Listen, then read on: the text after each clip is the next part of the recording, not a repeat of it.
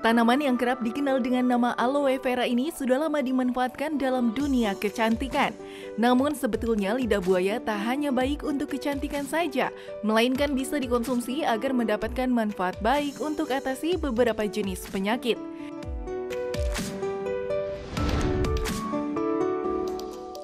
Lidah buaya memiliki bentuk memanjang disertai duri pada bagian pinggirannya, yang memiliki daging berwarna bening serta tebal.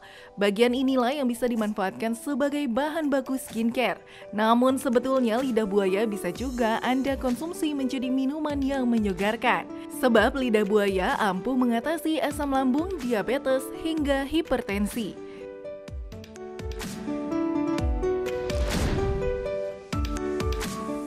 Benarkah hal ini?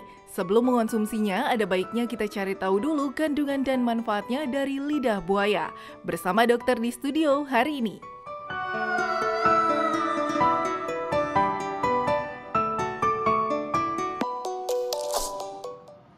Yes, itu tadi kita udah melihat tayangan mengenai lidah buaya, manfaat lidah buaya untuk kesehatan. Dan kali ini, Dr. Arlin, kita akan mengolah lidah buaya itu ternyata bisa bermanfaat untuk hipertensi dan diabetes, asam lambung juga. Betul. Bukan cuma untuk rambut ya. Bukan, ya terkenalnya memang buat rambut gitu ya. Tapi ternyata selain rambut banyak sekali manfaatnya untuk tubuh kesehatan. kita. Ya. Nah, ada Dr. Dian Ekonora, ahli herbal saat ini, dokter. Selamat pagi, dokter. Selamat pagi, Sehat, dokter Eko. Sehat, alhamdulillah. Ini kita harus menyebarkan semangat yang sehat-sehat karena di luar tuh hujan, rintik, mendung gitu ya. Itu enaknya buat tidur tapi jangan.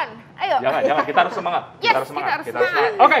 Nah, dokter, ini ada lidah buaya tapi sebelum kita mengaduk-aduk nih, ada fakta mitos nih untuk dokter. Nah, getah gel dari lidah buaya katanya bermanfaat untuk menjaga keseimbangan asam lambung. Fakta atau mitos?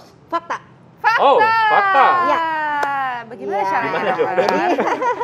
Jadi kalau selama ini kita kenal lidah buaya itu hanya untuk topikal ya, biasanya untuk salep atau untuk rambut ya. Ternyata dia bisa dikonsumsi juga dan manfaatnya luar biasa. Ya, kita kenal dengan tumbuhan metaforik ya, ini karena dia khas sekali, jadi dia keras kulitnya, kemudian di dalamnya ini dia menyimpan banyak air, dok, sehingga tumbuhnya juga di daerah-daerah biasanya disenangi daerah kering ya, karena dia dalam kondisi apapun bisa tumbuh sih sebenarnya, cuman di daerah basah dia banyak cendawan, makanya ini istimewa sekali tumbuhan ini, lidah buaya. Nah, untuk yang satu ini, yang untuk asam lambung atau biasanya orang bilang gastritis ya kalau istilah kita, nah ini lidah buaya luar biasa sekali, bisa dibuat ramuan, dimana karena dia di luar saja dia wound healing ya, bisa menyembuhkan luka. Nah, ketika dia diminum pun dia sama karena kandungan dari beberapa zatnya seperti asemanan, kemudian flavonoid, glikoprotein. Nah, ini salah satunya dia memberikan efek yaitu wound healing pada mukosa lambung juga ketika terluka ataupun melindungi mukosa lambung agar tidak mudah iritasi. Dan ini kita buat ya ramuannya, dokter. Ya, ini diminumnya berupa ramuan diminum kan ya, dok ya? Nah, ramuan diminum berapa kali sehari itu, dok? Nah, ini kalau untuk diminum sebenarnya cukup 1 kali sampai 2 kali, dokter Alin, maksimal ya, dan setelah makan. Nah, tapi ingat, dia punya beberapa efek samping. Makanya kita harus hati-hati ya untuk mengolah lidah buaya ini. Sebelum kita masukkan, kita sudah siapkan di sini. Apa aja nih, dok?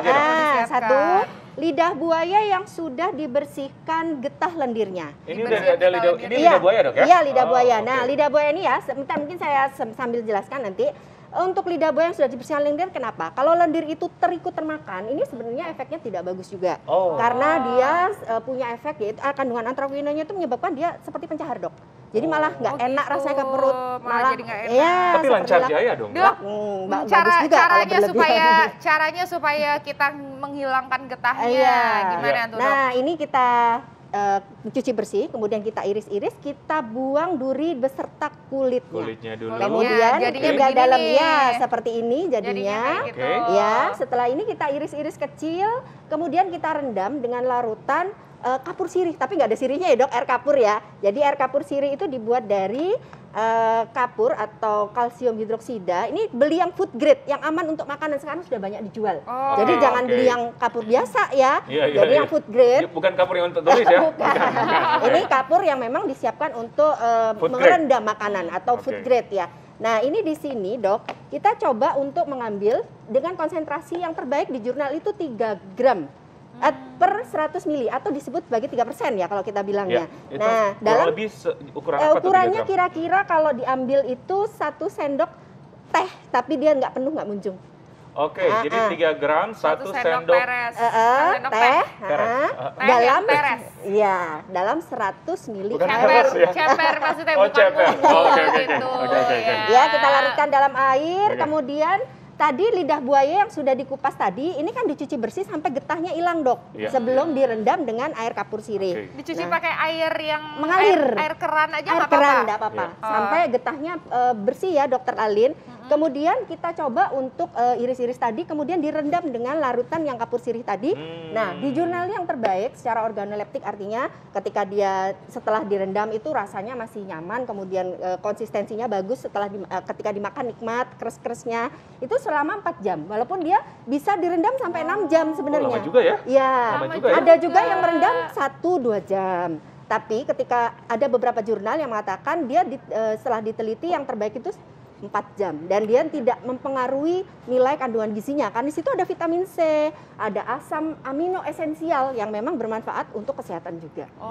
Nah, itu tadi adalah tips buat kita menghilangkan getah yang ada di lidah buaya. Bersih, direndam air tentunya kita juga pengen tahu ya, Dok, ya gimana caranya nih ya kita meramu untuk asam lambung. Nah, seperti apa nih ya? Sesaat lagi kita akan kembali, tetap di Hidup Sehat.